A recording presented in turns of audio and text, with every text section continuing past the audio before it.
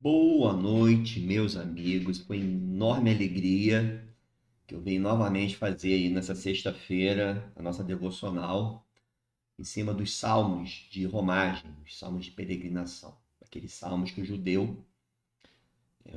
né, eles cantavam enquanto peregrinavam ali para Jerusalém.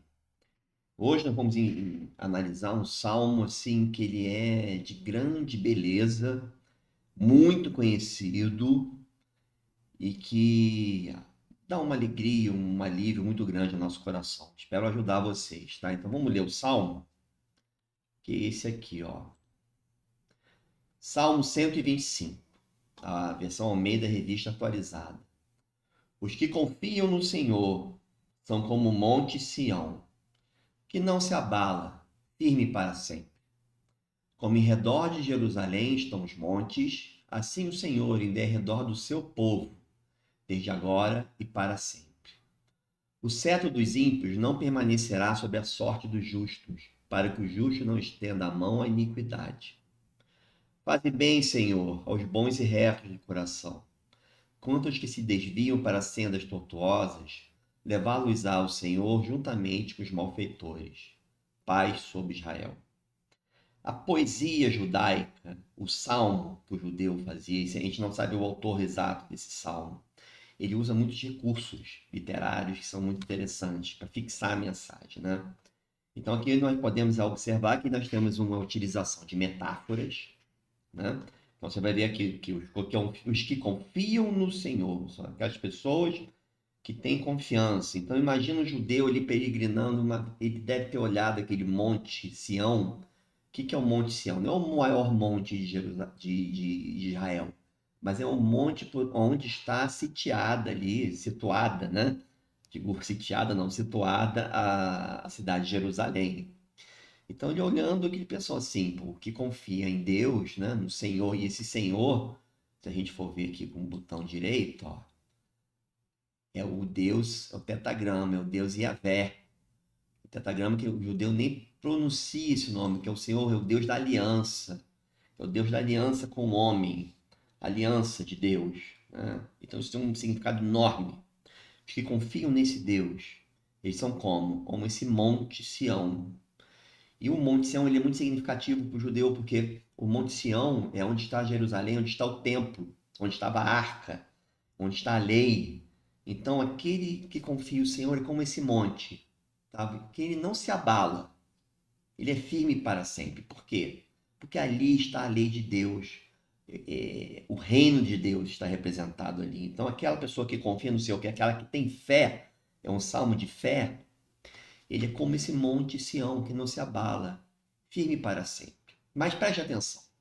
Você vai ver que até botei em amarelo aqui. Os que confiam no Senhor, né? Eles são como o monte Sião. E botei em azul sempre. Por quê? Você confiar em Deus, da fé que você tem em Deus, pelo seu próprio esforço, com as agruras desse mundo, com os desafios que a gente enfrenta na vida, seria impossível ter fé em Deus. Porque nós temos uma capacidade muito limitada de ter fé, nós temos a fragilidade muito grande. Primeiro problema que a gente encontra, nossa fé se abala, nossa confiança se abala. Então, quem é a fé, a Bíblia diz que é um dom de Deus. Por quê? Estamos vendo no versículo 2. Como em derredor de Jerusalém estão os montes, assim o Senhor em derredor do seu povo. Ali em volta de Jerusalém tem muitos montes, esses montes eles serviam para proteger a cidade de invasões de inimigos. Então ele fez uma metáfora assim como esses montes estão em volta de Jerusalém, protegendo Jerusalém, Deus está em volta do seu povo, desde agora e para sempre. Então você está firme para sempre, porque para sempre Deus está em volta da sua vida.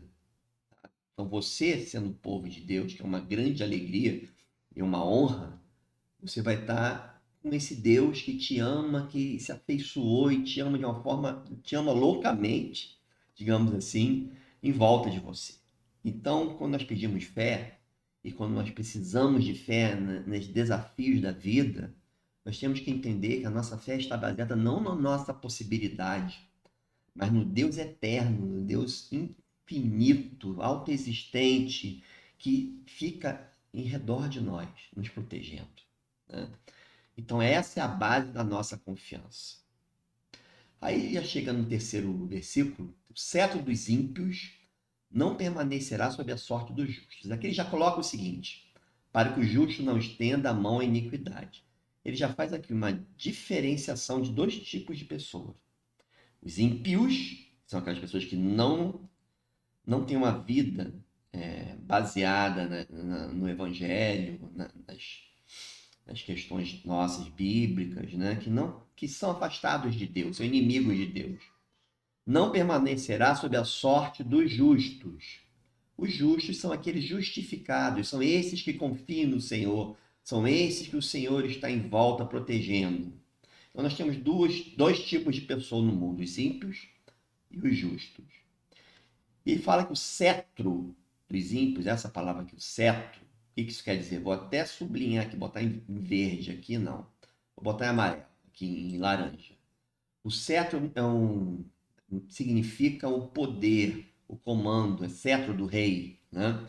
Então, esse reino dos ímpios, esse poder dos ímpios, ele não permanecerá sob a sorte, sob o destino dos justos.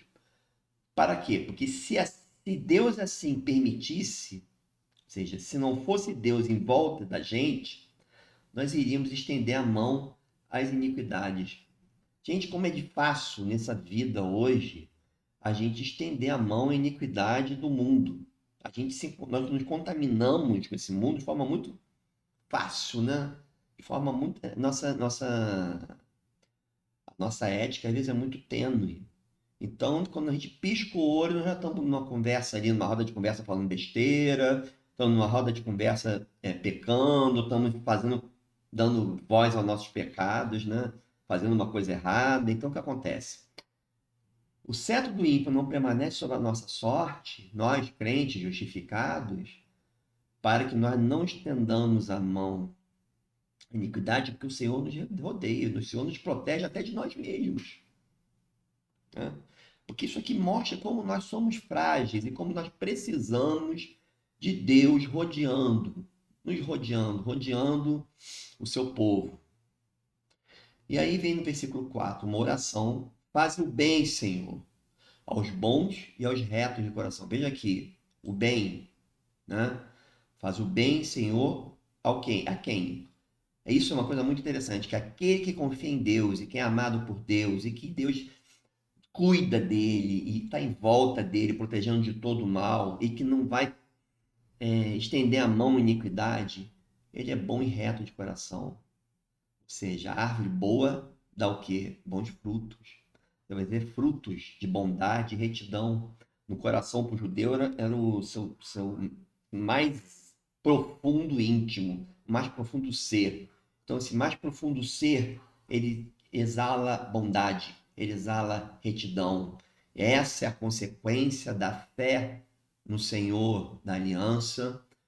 Essa é a consequência desse Deus estar envolvendo. Tá? Você vai fazer o bem. Você vai ser bom, vai ser reto, e Deus vai fazer o bem. Qual é o bem principal para a gente? A nossa salvação. Para onde nós vamos, gente? Depois que a gente morre, a gente vai para onde? Nós vamos para o melhor lugar do mundo, que é próximo ao Senhor. Agora, o destino, você tem dois tipos de pessoas. Aqui os que fazem o bem, né? que são bons e retos, são os justos. E os ímpios, que têm uma vida como inimigos de Deus, que só se lembra de Deus às vezes, né? Quanto aos que se desviam para sendas tortuosas, que pode ser inclusive esses que se fazem de justos, mas não são justos, porque eles se desviam e estendem a mão à iniquidade, para essas sendas tortuosas. O Senhor levá-los se a gente clicar aqui em levá-los o significado, você vai ver aqui que pode inclusive ir, andar, vir, morrer, ou seja, modo de vida.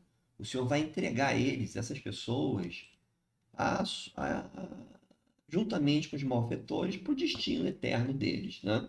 E aqui tem uma questão muito escatológica. Tem um amigo meu, Weber, que se estiver assistindo esse vídeo vai gostar muito, porque aqui você vê escatologia.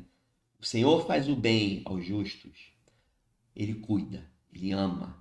Quanto aos que se desviam para as sendas tortuosas, o que o Senhor faz? Ele levá-los com os malfeitores, para os seus caminhos, para essas mesmas sendas tortuosas que levam para a morte. O salário do pecado é a morte. E a consequência? Paz sobre Israel. Meu irmão, você pode. Olha só, gente, você vai passar por problemas.